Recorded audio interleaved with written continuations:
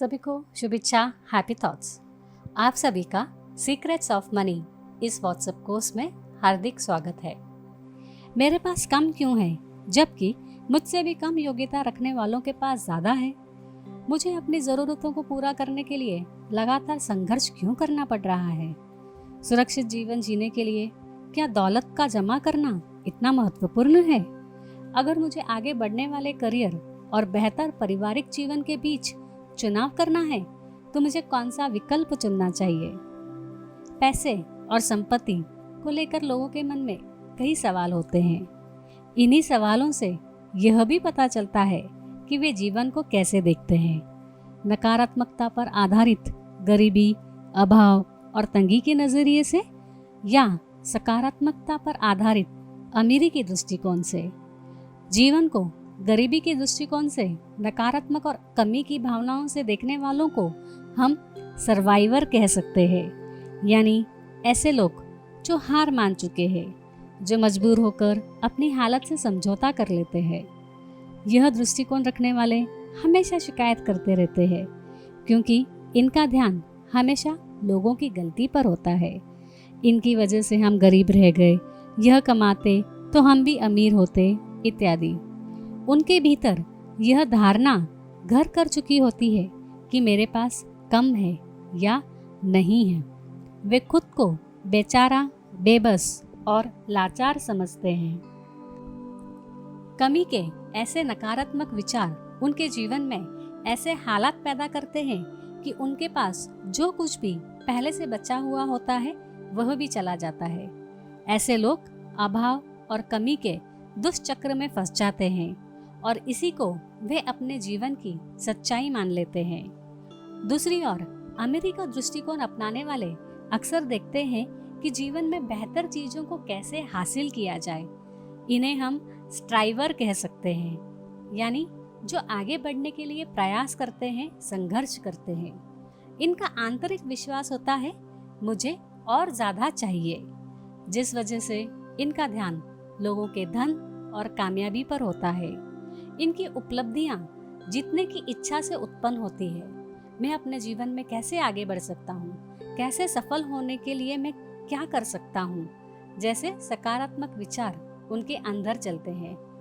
देखा जाए तो इन दोनों तरह के नजरियों के पीछे मन की गहराइयों में एक ही विषय होता है, वह है पैसा, मनी।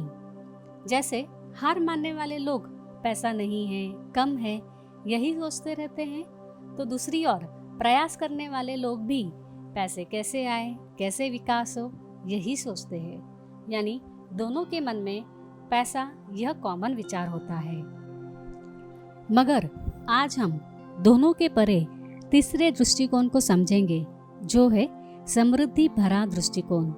यह दृष्टिकोण रखने वाले को हम थ्राइवर्स कह सकते हैं, यानी ऐसे लोग जो स्वाभाविक रूप से विकास करते हैं। ऐसे लोगों का ध्यान हमेशा दूसरों के गुणों पर, खुशी पर होती है। उन्हें पता होता है कि यदि वे अंदर से खुश रहेंगे, समृद्धि के भाव में रहेंगे, गुणों पर कार्य करेंगे, तो जीवन में पैसा अपने आप फ्लो होगा। यही हमारा आज का पहला मनी रहस्य है। Money is the fruit, feeling of abundance is the root. यानी सब कुछ भरपूर है, यह महसूस करना, खुश रहना रूट है। यदि रूट मजबूत है तो पैसे के रूप में फल अपने आप आएगा। मगर यदि रूट में कमी के भाव है, दुख या नकारात्मक विचार है, तो फल भी वैसे ही होंगे। जैसे कुछ लोग कहते हैं, मेरा बैंक बैलेंस मेरा सोर्स ऑफ अबेंडेंस है। मेरे बैंक में पैसे दिखेंगे तो ही मैं अच्छा फील करूँगा, तो ही मैं सिक्योर फील करूँगा। यानी वे क्या कह रहे हैं? पहले पैसे फिर सिक्योरिटी, पहले पैसे फिर पावर, पहले पैसे फिर अच्छा लगना। वे अपनी खुशी के लिए, भरपूरता की फीलिंग के लिए अपने बैंक बैलेंस और इन्वेस्टमेंट पर डिपेंडेंट रहते हैं। मगर कुदरत का रहस्य ठीक उल्टा है, जो कहता है सोर्स ऑफ अबेंडेंस हमारे अंदर ही है। इसके लिए हमें बाहर निर्भर होने की ज़रूरत नहीं है। अबेंडेंस का मतलब यह नहीं कि बहुत ज़्यादा पैसे आना, बल्कि अबेंडेंस का अर्थ है भरपूरता और समृद्धि की फीलिंग में रहना, इस विश्वास से जीना कि आपके पास भरपूर पैसा है, चाहे आपके बैंक बैलेंस में नहीं दिख रहा है। आपके पास भरपूर समय है, आपके पास भरपूर प्रेम है, स्वास्थ्य है।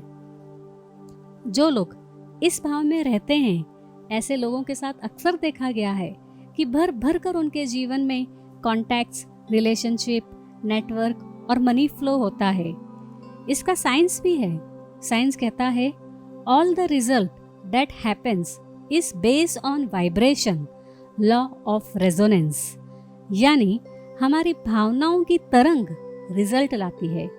यदि हम सकारात्मक भावना रखते हैं तो फल मीठे ही होते हैं और नकारात्मक भावना कड़वे फल ही लाते हैं। अतः अबेंडेंस की फीलिंग यह रूट है और मनी बदले में मिलने वाला फ्रूट है।